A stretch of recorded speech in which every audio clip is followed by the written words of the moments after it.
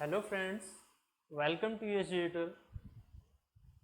In this video, we will discuss on the question related to strength of material, and with the help of that question, we can achieve the success through the questions approach.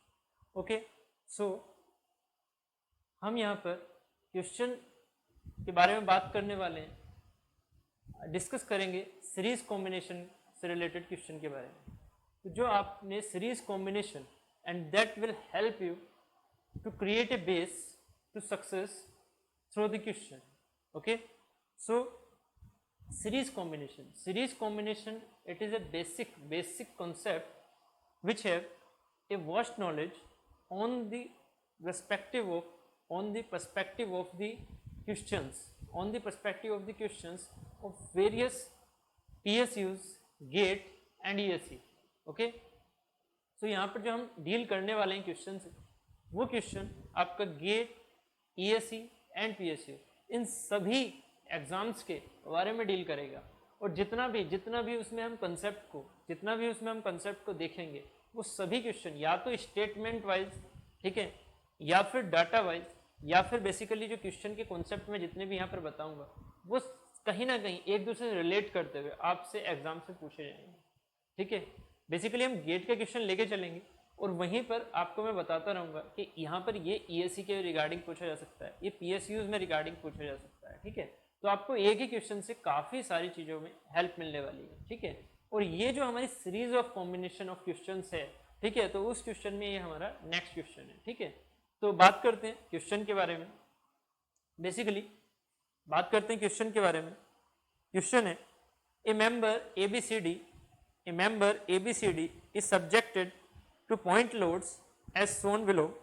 Calculate the force P necessary for equilibrium.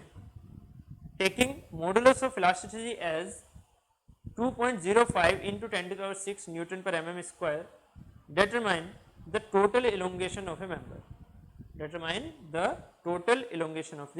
member. Okay, so यहाँ पर हम figure draw कर लेते हैं question का, देखेगा।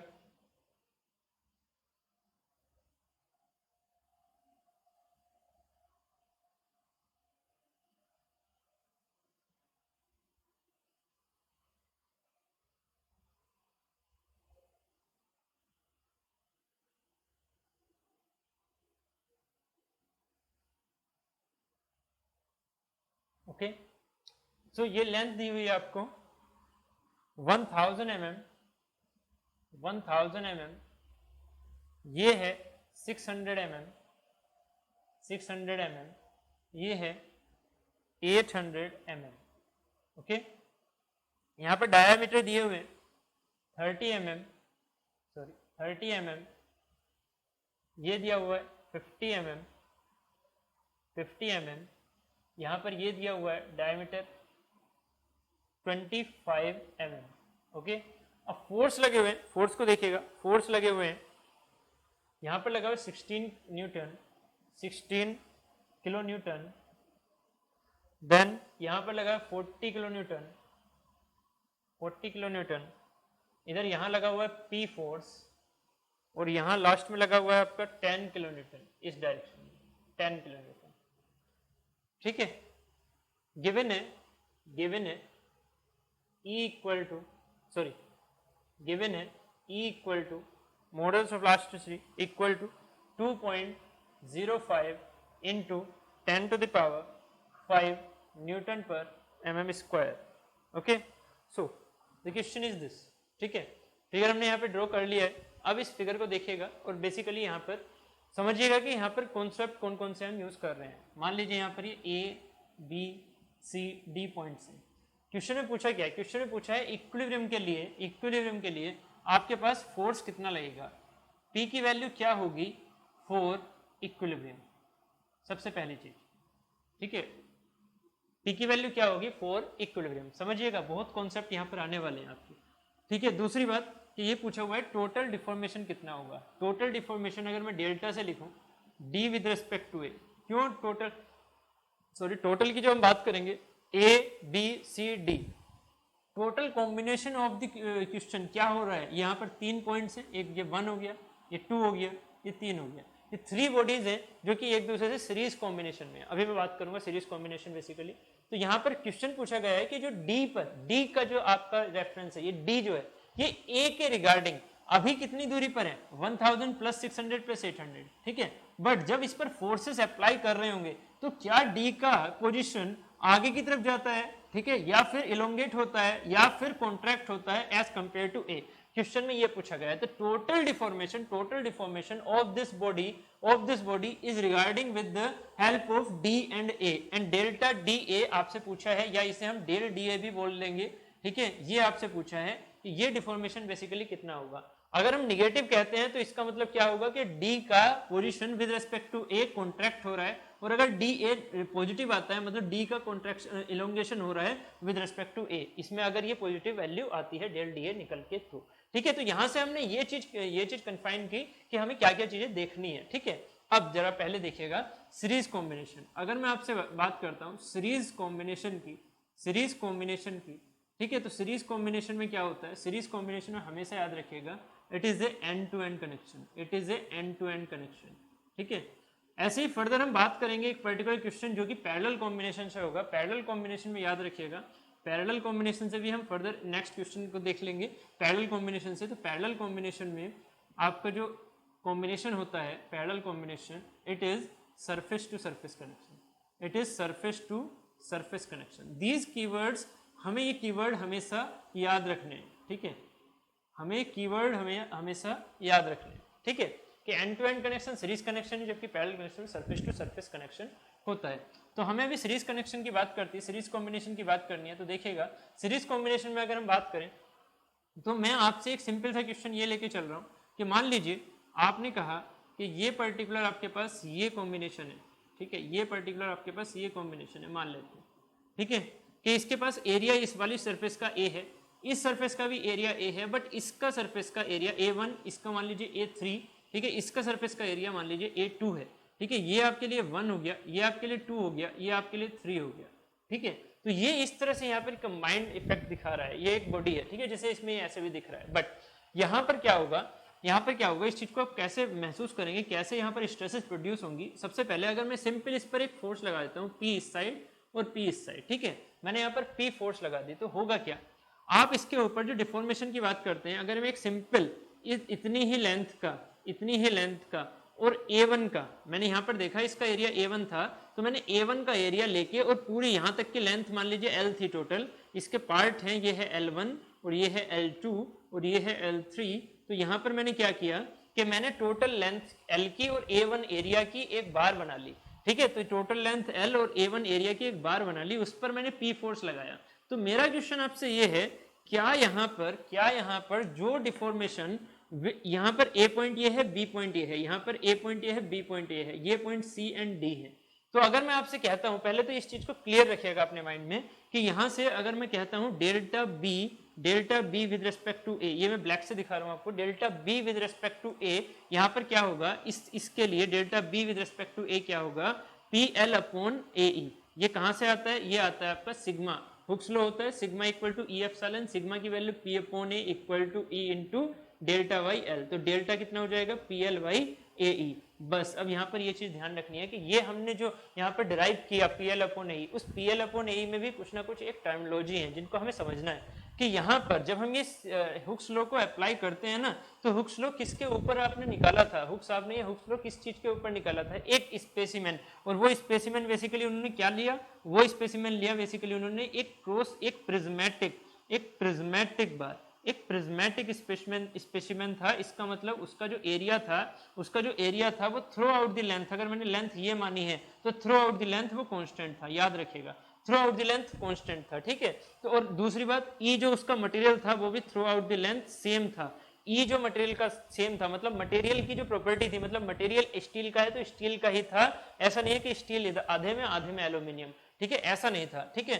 दूसरी बात, ए हुआ पी क्या था, पी था प्योर एक्सियल लोडिंग, P क्या था, प्योर एक्सियल लोडिंग। ऐसा नहीं था कि यहाँ P लग रहा है, यहाँ P लग रहा है और बीच में मैंने 2P इधर की तरफ लगा दिया और बीच में मैंने 2P इधर की तरफ लगा दिया, ऐसा नहीं था। प्योर एक्सियल लोडिंग सिर्फ एक ही फोर्स की थी, एक फोर्स की प्योर एक्सियल लोडिंग। इस प्योर एक्सियल लोडिंग को अगर मैं समझाऊं आपको तो इस चीज को जरा यहाँ पर देखिएगा।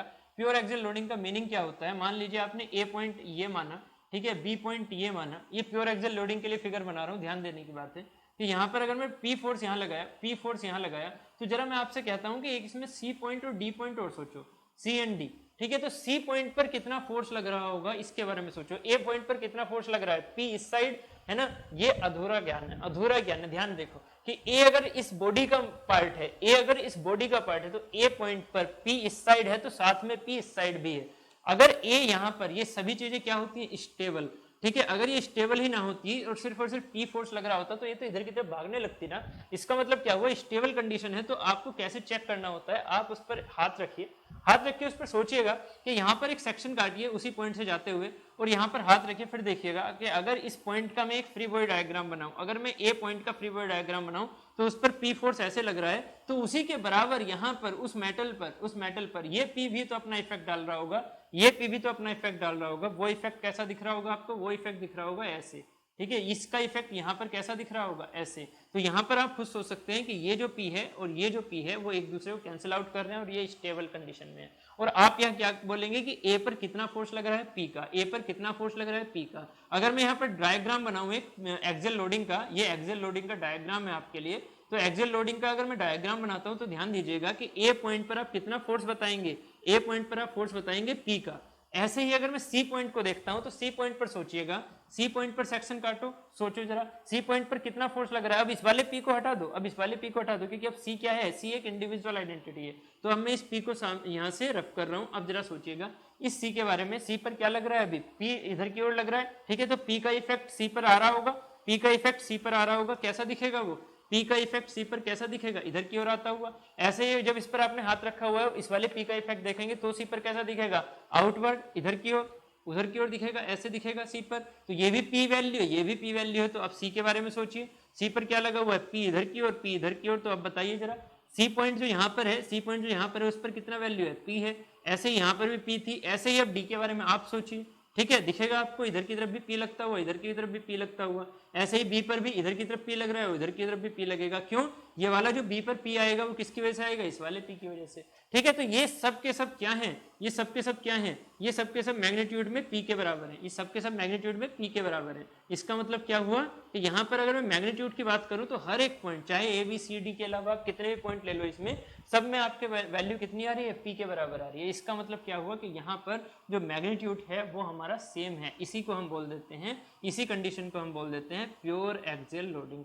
हर एक पॉइंट पर जो हमारे पास लोडिंग की वैल्यू है वो कितनी है, सेम है। तो सेम के लिए प्योर एक्सियल लोडिंग की बात करते हैं और यही अजम्पशन लिया जाता है यहाँ पर, यही अजम्पशन लिया जाता है हुक्स लॉ में। तो यहाँ से हमें पता लगा delta B A with equal to क्या है, पी एल अपॉन ए। और इसी delta B with respect to A में अगर मैं इसके लिए निकालता हूँ, अगर मैं आपसे कहूँ कि मुझे इसके लिए, समझिएगा, मुझे इसके लिए यहाँ पर delta B with respect to A बताना है, ठीक है। ये टू कंडीशन के लिए था, ये इसके लिए था। इसे मान लीजिए, सॉरी, इसे मान लीजिए कि ये मेरा P बॉडी है, ये मेरी P बॉडी है और ये मेरी Q बॉडी है। तो ये Q बॉडी के लिए था, अब मैं P बॉडी के लिए निकाल रहा हूँ। तो ये जो मेरी P बॉडी है पूरी पर्टिकुलर, ठीक है, इसमें क्या होगा, इसमें आप डायरेक्टली क्या लगा सकते हैं, PL अपॉन ए। क्या डायरेक्टली लगा सकते हैं PL अपॉन ए। L क्या है, टोटल लेंथ है। P क्या है, चलो प्योर एक्सियल लोडिंग है। चेक करना आप प्योर एक्सियल लोडिंग है या नहीं है, बिल्कुल है, ठीक है, चेक कीजिएगा आप। PL अपॉन AE, E क्या है, E सेम है, चलो स्टील का है ये पूरा, ठीक है, E सेम हो गया। बट A क्या है, ए यहाँ का अलग है, यहाँ का अलग है, यहाँ का अलग है। इसका मतलब क्या क्या कह सकते हैं कि पूरे एल के लिए ए सेम नहीं है। तो क्या आप इस पर, जब ए सेम नहीं है तो क्या आप इस पर ये वाला फॉर्मूला लगा सकते हैं, नहीं। तो आपने क्या किया, आपने इस पूरी बॉडी को अलग अलग पार्ट में डिवाइड कर लिया। क्या, एक L1, एक L2, एक L3। अब सोचो L1 भी प्रिज्मेटिक है, L1 भी प्रिज्मेटिक है, कितने का, L1 भी प्रिज्मेटिक है, कितने का, A1 एरिया का।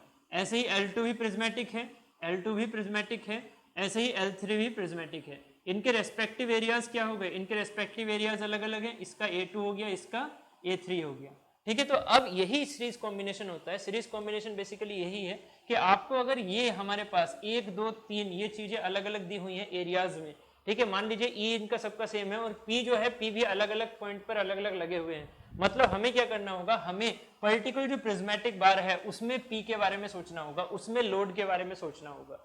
ठीक है, तो अब इस क्वेश्चन की तरफ चलते हैं। यहां पर हमने इन कॉन्सेप्ट को क्लियर किया। ठीक है, यही कॉन्सेप्ट आपके काफी यूजफुल हो जाते हैं आगे, जैसे कि ईएससी में, जैसे कि वेरियस पीएसयूज में आपसे इसके बारे में पूछा जा सकता है। ठीक है, sigma equal to E epsilon से रिलेटेड क्वेश्चन पूछे जा सकते हैं, क्या क्या हमारे अजम्पशन होते हैं, उससे रिलेटेड आपको कोई स्टेटमेंट्स में क्वेश्चन मिल सकता है इसी से रिलेटेड। दूसरा, ये जो प्योर एक्सियल लोडिंग है इसका मीनिंग आपको समझ में आना चाहिए। जब आपको मीनिंग समझ में आ जाएगा तो आपको ये भी समझ में आ जाएगा किसी भी पर्टिकुलर पॉइंट पर किस तरह से वहां पर स्ट्रेस का कंसंट्रेशन दिखता है, कैसे स्ट्रेस आपको दिख रही है वहां पर, कि स्ट्रेस किस तरह से लग रही होगी। ठीक है, फोर्सेस कैसे लग रहे होंगे।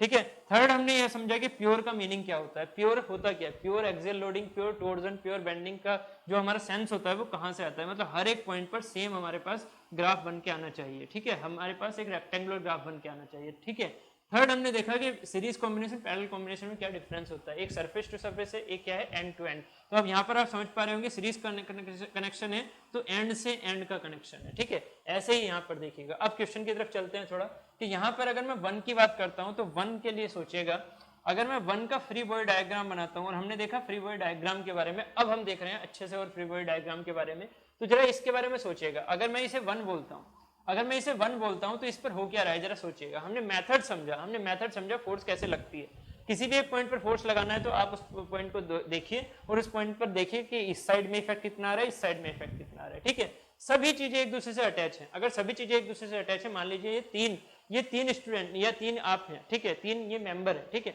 इन तीन मेंबर्स में आप एक सोचिएगा, एक बात सोचिएगा कि अगर ये एक मेंबर, ये दूसरा मेंबर, एक तीसरा मेंबर ऐसे एक दूसरे का हाथ पकड़े हुए खड़े हुए हैं, तो जरा सोचिएगा इस चीज को कि यहाँ पर अगर एक मेंबर पे 10 किलोमीटर इधर लग रहा है तो क्या थर्ड वाले मेंबर पे 10 किलोमीटर का इफेक्ट नहीं आ रहा होगा? बिल्कुल आ रहा होगा ना, इफेक्ट तो आ रहा होगा ना। ऐसे ही 16 किलोमीटर जो लास्ट वाले मेंबर पर लग रहा है उसका इफेक्ट फर्स्ट वाले पर आएगा या नहीं आएगा? बिल्कुल आएगा। तो आपको यही चीज समझनी है, देखिएगा अच्छे से समझिएगा इस चीज को। यहाँ पर क्या करना है, किसी भी एक, क्योंकि ये प्रिज्मेटिक है, प्रिज्मेटिक हो गया, चलिए ए सेम हो गया, ई हो गया, ई सेम हो गया, एल हो गया, लेंथ मैंने इतनी मान ली क्योंकि मैंने इतने को प्रिज्मेटिक माना है, थ्रू आउट द लेंथ मेरी इतनी हो गई, एल हो गई। मेन चीज क्या है, पी। पी कैसे लिखोगे? पी जो लोड है, पी का मतलब है मेरा जो लोड है। ठीक है, तो लोड कैसे लिखोगे? यहाँ पर लोड में एक साइड लगा हुआ है पी फोर्स, एक साइड लगा हुआ है 10 किलोमीटर, तो आप ऐसे लिख दोगे सीधा पी बराबर 10 किलोमीटर। बस अगर आपने ये गलती कर दी तो बस यहाँ गलती कर रहे हो आप, इस चीज को ध्यान दीजिए। क्या कि जब हम यहाँ पर एक पी फोर्स लगा रहे हैं तो बेसिकली ये चीज सिर्फ और सिर्फ यहाँ तक ही नहीं थी, ये चीज ऐसी ही नहीं थी बस। ये तो मेरा फ्री बॉडी डायग्राम है, ये मेरा फ्री बॉडी डायग्राम है कि मैं ऐसा एज्यूम कर रहा हूँ, बट ये एक्चुअल में तो सिर्फ और सिर्फ यहाँ तक नहीं है ना। ये बॉडी इससे अटैच है, ये बॉडी इससे अटैच है और ये बॉडी इससे अटैच है, और यहाँ देख रहे हैं हम इस बॉडी पर 40 का लगा हुआ है, इस बॉडी पर 16 का लगा हुआ है, मतलब इन दोनों बॉडी का इफेक्ट भी तो इस पर आ रहा होगा। तो ऐसे गलती मत करना कि पता लगा इसका फ्री बॉडी डायग्राम बनाने एक तरफ 10, एक तरफ पी और पी की वैल्यू आ गई 10, गड़बड़ हो गया सारा। ठीक है, समझिएगा इस चीज को। क्या यहाँ पर हाथ रखिए, ऐसे एक सेक्शन काटिए, कहीं पर भी, मिड में काटना जरूरी नहीं है, एक सेक्शन कहीं पर भी काटिए, बस वो इस बॉडी के मिड में होना चाहिए, बॉडी के अंदर होना चाहिए। ठीक है, वो बॉडी के अंदर होना चाहिए। ठीक है, अंडर द बॉडी होना चाहिए। ऐसा नहीं है कि बॉडी के बाहर आप सेक्शन काट रहे हैं, नहीं, इस बॉडी में आप कहीं पर भी सेक्शन काटिए, उस सेक्शन पर अपना हाथ रखिएगा। ठीक है, अब सोचिएगा कि जो राइट में फोर्स लग रहे हैं और जो लेफ्ट में फोर्स लग रहे हैं वो इक्वल होने चाहिए। क्यों? क्योंकि ये सारी की सारी चीजें क्या होती है, इक्विलिब्रियम में। वो सारी की सारी चीजें क्या होती है, इक्विलिब्रियम में। ठीक है, तो अगर मैं इक्विलिब्रियम की बात कर रहा हूं तो यहां पर एक चीज समझने वाली बात है कि पहले तो मुझे इस पी की वैल्यू बतानी है, उसके बाद हम फ्री बॉडी डायग्राम पर डिस्कस करेंगे।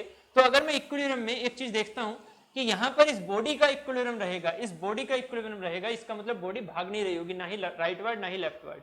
इसका मीनिंग क्या हुआ कि यहाँ पर जो टोटल समेशन एफ एक्स है और समेशन एफ वाई की तो बात ही नहीं कर रहे, मोमेंट की बात ही नहीं कर रहे, सबके लाइन ऑफ एक्शन क्या है, सेम है। सबकी लाइन ऑफ एक्शन क्या है, सेम है। इसका मतलब ना ही मोमेंट है, ना ही समेशन, ना ही एफ वाई की बात हो रही है, सिर्फ एफ एक्स की बात हो रही है। तो जरा सोचिएगा, इधर वालों को पॉजिटिव मान लो, जो राइट वर्ड जा रहे हैं उन्हें पॉजिटिव मान लो, तो कौन कौन से फोर्स होगा, एक तो पी हो गया, सारी बॉडी एक दूसरे अटैच है तो सारे फोर्सेज एक दूसरे पर इफेक्ट डाल रहे होंगे, तो पी हो गया। इस साइड में और क्या लग रहा है, 16 लग रहा है। अपोजिट डायरेक्शन में क्या लग रहे हैं वो मैंने बराबर ले गया, ये माइनस कर लो, चलो अभी माइनस कर लो, 40 इस साइड हो गया और ऐसे ही 10 इस साइड हो गया, बराबर किसके आना चाहिए, 0 के।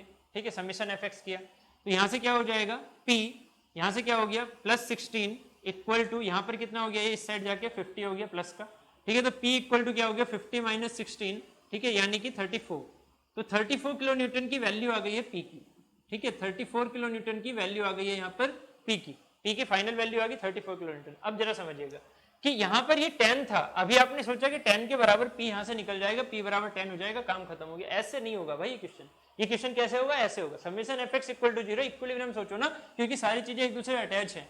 ऐसा नहीं है कि ये दो बॉडी अलग थी, अगर ये दो बॉडी अलग होती तो P की वैल्यू क्या हो जाती, 10 आ जाती, काम खत्म हो जाता। ठीक है, अभी जो है अभी P की वैल्यू हमारी 34 आई है, तो जरा सोचिए अब क्या आप ऐसा लिख देंगे इस पर कि ये मैंने एक सेक्शन काटा, उस पर लेफ्ट वर्ड देखो, लेफ्ट वर्ड कितना लग रहा है 10 किलो न्यूटन, लेफ्ट वर्ड कितना लग रहा है 10 किलो न्यूटन। ठीक है, क्या राइट वर्ड भी 10 किलो न्यूटन लगना चाहिए, क्या राइट वर्ड भी 10 किलो न्यूटन लगना चाहिए इस फ्री बॉडी डायग्राम। ये क्या है एफबीडी, एफबीडी का मीनिंग क्या होता है, free body diagram of that body जो हम बात कर रहे हैं उस बॉडी के लिए जितना भी एक्सटर्नल इफेक्ट है वो सारे का सारा इस पर दिखाना होता है।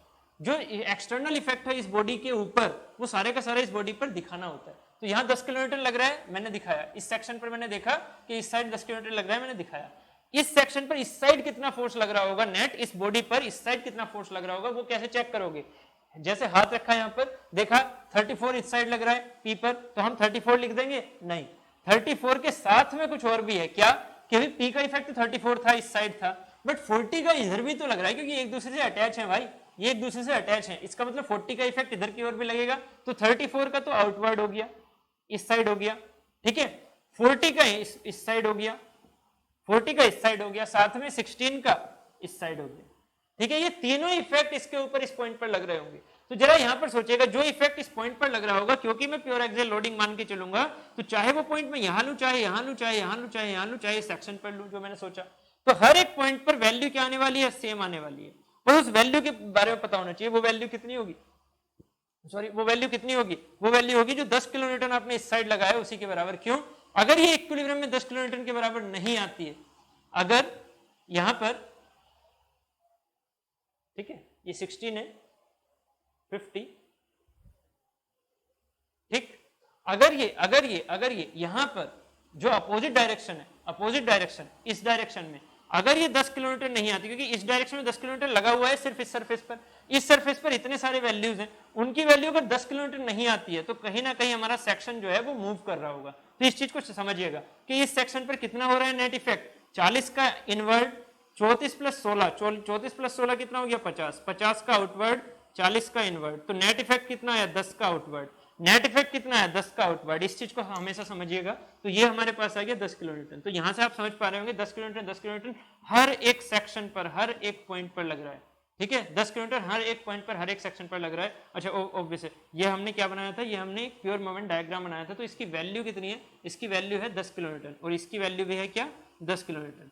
ठीक है, यहाँ पर भी 10 किलोमीटर, यहाँ पर भी 10 किलोमीटर, हर एक सेक्शन पर 10 किलोमीटर लग रहा है, वैल्यू क्या है 10 किलोमीटर। ठीक है, यहाँ पर क्या हो जाएगा फिर इफेक्ट क्या लग जाएगा, इफेक्ट को अगर मैं देखता हूँ यहाँ पर बॉडी पर, तो इधर भी 10 किलो न्यूटन और इधर भी 10 किलो न्यूटन। ठीक है, कहीं पर भी कोई भी सेक्शन ले लेंगे वो सेक्शन पर 10 किलो न्यूटन आपको दिखेगा, चाहे ये सेक्शन लो चाहे ये सेक्शन लो, आपको क्या दिखेगा 10 किलो न्यूटन इधर और 10 किलो न्यूटन इधर। ठीक है, जब आप उसको एज्यूम करेंगे as a free body point, as a free body point. ठीक है, डायग्राम में जो हम बात करेंगे तो जो फ्री पॉइंट की बात जो कर रहे हैं, तो वो पॉइंट को जब आप देखोगे तो उस पर हमेशा कैसा लग रहा होगा 10 ऐसे और 10 ऐसे। ठीक है, ये इफेक्ट आएगा, इसे हम बोलते हैं प्योर एक्सियल लोडिंग। तो ये प्योर एक्सियल लोडिंग हमारी किसके लिए बनी, 1 के लिए। अब 2 के लिए बनाते हैं, अब 2 के लिए बनाते हैं। अब 2 के लिए उम्मीद है आपको ज्यादा टफ नहीं लगेगा।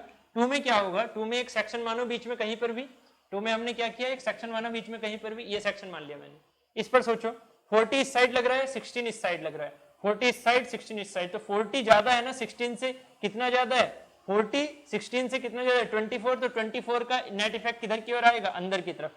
24 का इफेक्ट किधर की ओर आएगा, इस पर 24 का इफेक्ट किधर की ओर आएगा, अंदर की तरफ, ऐसे।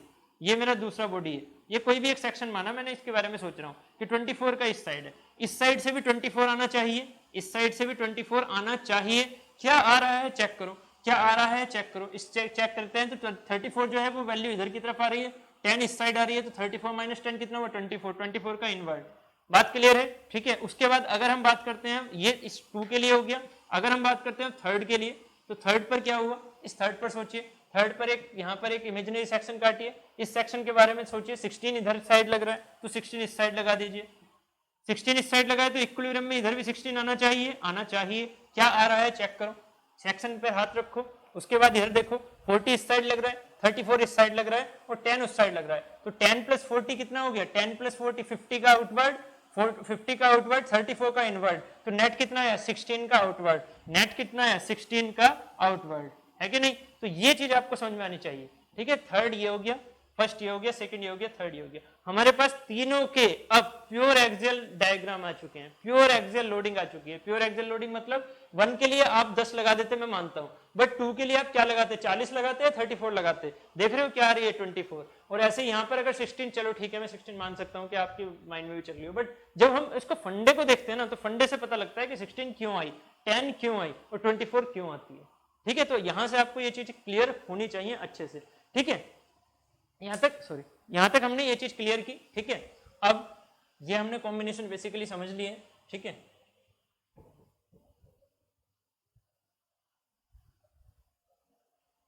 ठीक है, ये हमने कॉम्बिनेशन बेसिकली समझ लिए। अब जो हम बात कर रहे हैं, देखिएगा, अब जो हम बात कर रहे हैं क्वेश्चन के से रिलेटेड, तो क्वेश्चन में अब क्या क्या दिया हुआ है आपको, ई दिया हुआ है, ए दिया हुआ है, एल दिया हुआ है। तो अगर मैं आपसे कहता हूं, ध्यान दीजिएगा कि अगर सीरीज कॉम्बिनेशन में, मैं एक छोटा सा एग्जांपल आपसे दो चीजों का लेके चल रहा हूं, ये हैं दो हमारे पास कॉम्बिनेशन, ए बी सी, ये 3 पॉइंट है। अगर मैं आपसे कहता हूं delta C with respect to A बताओ, delta C with respect to A, इस पी फोर्स की वजह से delta C with respect to A, तो रिएक्शन भी आ जाएगी, रिएक्शन आ जाएगी कितनी, पी के बराबर। तो delta C with respect to A को आप इस तरह से यूज कर सकते हैं, कैसे, delta C with respect to A, C का कितना डिफॉर्मेशन आ रहा है ए के रेस्पेक्ट में, तो क्या हम कह सकते हैं कि पहले आप बी का डिफॉर्मेशन सोचो ए के रेस्पेक्ट में, तो delta B with respect to A कितना है। ऐसे ही अगर बी के रेस्पेक्ट में सी का डिफॉर्मेशन देखोगे, बी के रेस्पेक्ट में सी का डिफॉर्मेशन देखोगे, तो वो भी चीज तो आपकी ऐड हो जाएगी, delta C with respect to B. तो delta C with respect to B देखो कितना ये डिफॉर्म हो रहा है, C with respect to B. अब ये बी जो है, बी को रेफरेंस मानो, तो बी को रेफरेंस, मेरी रेफरेंस कितनी शिफ्ट हुई, मेरी रेफरेंस कितनी शिफ्ट हुई वो भी तो चेक करना है। तो बी का deformation with respect to A भी देखना है। पहले तो हमने देखा सी का deformation with respect to B, तो बी से सी का डिफॉर्मेशन कितना है, डेल्टा सी बी।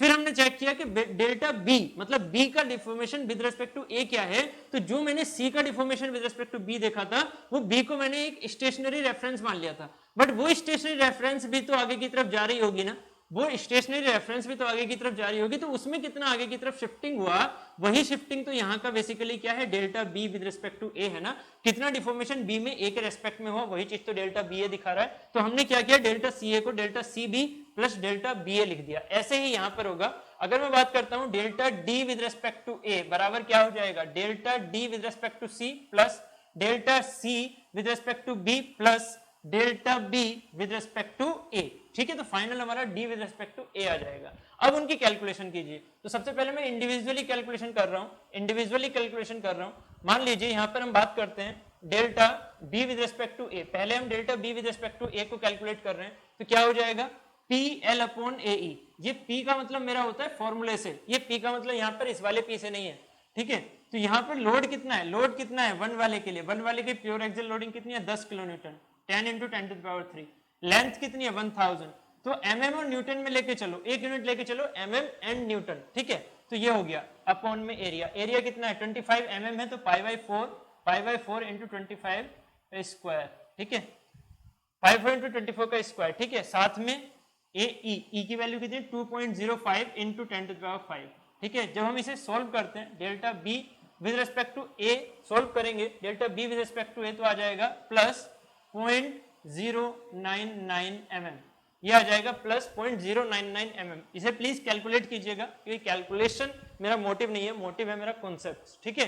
तो आप प्लीज कैलकुलेट कीजिएगा, आंसर यहाँ पर ये आ जाएगा, delta B with respect to आया। अब बात कीजिएगा delta C with respect to B, ठीक है, delta C with respect to B. Delta C with respect to B में क्या है, यहाँ पर टेंशन थी इसलिए हमने प्लस लिया, यहाँ पर टेंसाइल फोर्स था इसलिए हमने प्लस लिया। अब बी विद रेस्पेक्ट टू सी देखिएगा, बी विद रिस्पेक्ट टू सी में क्या हो रहा है, कंप्रेसिव फोर्स लग रहा है, कंप्रेसिव मतलब माइनस का 24 किलो न्यूटन 10⁻³ इंटू लेंथ कितनी है 600, लेंथ कितनी है 600 डिवाइडेड बाई ए कितना है पाई/4 इंटू डी की वैल्यू कितनी है 50 का स्क्वायर इंटू ई की वैल्यू कितनी है 2.05 × 10⁵। अब चलते हैं delta B with respect to A हमने फाइंड आउट किया। नेक्स्ट हम देखते हैं delta C with respect to B. तो delta C with respect to B को देखते हैं। तो सेकंड पॉइंट हमारे पास ये है, तो यहाँ पर क्या हो रहा है, कंप्रेशन लग रहा है, कंप्रेशन मतलब -24 इंटू 10⁻³ किलो न्यूटन इंटू ये हमारे पास हुआ फोर्स इंटू लेंथ, लेंथ कितनी है आपके पास, लेंथ है 600 डिवाइडेड बाई एरिया कितना है π/4 इंटू 50 स्क्वायर इंटू ई की वैल्यू है 2.05 इंटू 10⁵। तो यहाँ से जो हमारे पास वैल्यू निकल के आती है माइनस में 0.036 mm, 0.036 mm, ठीक है, delta C with respect to B. Now अब हम देख लेते हैं delta D with respect to C, delta D with respect to C, ठीक। तो delta D with respect to C देखने के लिए आप क्या करते हैं, इस वाले को देखते हैं यहाँ पर, सॉरी ये थर्ड वाला, ठीक। तो यहाँ पर टेंशन है तो प्लस का 16 किलो न्यूटन 10⁻³ इंटू लेंथ कितनी है 800 mm, ठीक है, डिवाइडेड बाई एरिया कितना है π/4 इंटू 30 का स्क्वायर इंटू जो हमारे पास ई है उसकी वैल्यू 2.05 इंटू 10⁵। तो यहाँ से हमारे पास फाइनल जो आउटकम आता है delta D with respect to C वो निकल के आता है प्लस में 0.088 mm, ठीक है। अब यहाँ पर एक चीज हमें समझ में आ रही है कि एक में टेंशन इलोंगेशन आएगा, इसमें इलोंगेशन आएगा, ठीक है, इसमें इलोंगेशन आ रहा है, इसमें हमारा कॉन्ट्रैक्शन आ रहा है, ठीक है, इसमें इलोंगेशन आ रहा है, ठीक है। तो यहाँ से कहीं ना कहीं हमें ये समझ में आ रहा है कि हाँ, हम जब delta D with respect to A total deformation की बात करेंगे तो delta D with respect to C क्या है, प्लस में 0.088, ठीक है, फिर बाद में क्या है माइनस में delta B C with respect to B क्या है माइनस में 0.036 और प्लस में क्या है, प्लस में आपके पास डेल्टा प्लस में है आपके पास 0.099। तो आउटकम जो आप इसे टोटल ऐड करेंगे तो आपके पास आउटकम आ जाएगा प्लस 0.151 mm, 0.151 mm। तो यहां से delta D with respect to A जो आया है वो टोटल इलोंगेशन आया। इलोंगेशन क्यों बोला, क्योंकि ये वैल्यू प्लस में आई है। तो डी जो है वो ए के रेस्पेक्ट में कितना आगे की तरफ शिफ्ट हो रहा है, 0.151 mm आगे की तरफ ये डिफॉर्म हो रहा है, ठीक है। तो यहां तक हमने ये समझा कि बेसिकली जो हम ये क्वेश्चन समझते हैं, ये क्वेश्चन सीरीज कॉम्बिनेशन को हम समझते हैं तो उसमें बेसिकली हम इक्विलिब्रियम कंडीशन से किस तरह समझते हैं, और अगर हम किसी एक पर्टिकुलर सेक्शन के बारे में सोचते हैं, फ्री बॉडी डायग्राम बनाते हैं, तो उस फ्री बॉडी डायग्राम में हम किस तरह से उस सेक्शन पर फोर्स को कंसिडर करते हैं। मेजॉरिटी स्टूडेंट्स में ये प्रॉब्लम रहती है समझने में कि हाँ यार फोर्स कैसे हम डिस्ट्रीब्यूट कर सकते हैं, कैसे हम एक एक पॉइंट पर ये फोर्स को मान सकते हैं। तो वो चीज मैंने आपको एक तरीका बताया, हाथ रखिए उसके ऊपर और सोचिए कि लेफ्ट वर्ड और राइट वर्ड क्या है। हमेशा समझिएगा इक्विलिब्रियम हमेशा एग्जिस्ट करेगा। सोम के क्वेश्चन में हमेशा इक्विलिब्रियम एग्जिस्ट करने वाला है, ठीक है। अगर कोई भी यहाँ पर इश्यू आता है, इसके रिगार्डिंग कुछ भी इश्यू आता है, ठीक है, तो आप कमेंट सेक्शन में आप बता सकते हैं। कोई भी इससे रिलेटेड क्वेश्चन है आपके पास तो कमेंट सेक्शन में बता सकते हैं, ठीक है। साथ में आप टेलीग्राम चैनल को आप ज्वाइन कर लीजिए, वहां पर आपको जो लिंक डिस्क्रिप्शन बॉक्स में आपको दिया हुआ है, वहां पर आपको एक्स्ट्रा जो क्वेश्चंस हैं या आपकी जो क्वेरीज हैं आप वहां पर पुट ऑन कर सकते हैं, जिससे कि हम उसमें बात कर सकें, उसमें हम आपको बता सकें एक्स्ट्रा चीजें, ठीक है। तो यहाँ पर ये वाली चीजें हुई। साथ में आप अगर इसके बारे में और ज्यादा सीरीज कॉम्बिनेशन, पैरेलल कॉम्बिनेशन के बारे में और ज्यादा डेप्थ में जाना चाह रहे हैं, वैसे मैंने काफी यहाँ पर इतने सुटेबल टाइम में यहाँ पर मैंने काफी कवर किया है, ठीक है। बट अगर फिर भी आप कुछ और एक्स्ट्रा जानना चाह रहे हैं तो ऐप पर जा सकते हैं, ऐप पर आपको वीडियोज अवेलेबल हो जाएंगी, ठीक है। तो यहाँ पर हमने इस क्वेश्चन को यहाँ पर टैकल किया और इस क्वेश्चन को टैकल करने के बाद हमें ये समझ में आया कि हाँ सीरीज कॉम्बिनेशन के क्वेश्चन किस तरह से हम गेट एंड जेई एग्जाम में, sorry GATE and ESC and further जो हमारे वेरियस पीएसयूज एग्जाम्स होते हैं उसमें हम किस तरह से डील करते हैं, ठीक है। तो ये हमारा आज का क्वेश्चन था, इस सेशन का क्वेश्चन हमने ये कंप्लीट किया, ठीक है। फर्दर क्वेश्चन लगाते रहिए, क्वेश्चन करते रहिए, ठीक है, और फर्दर हम क्वेश्चन में मिलते हैं।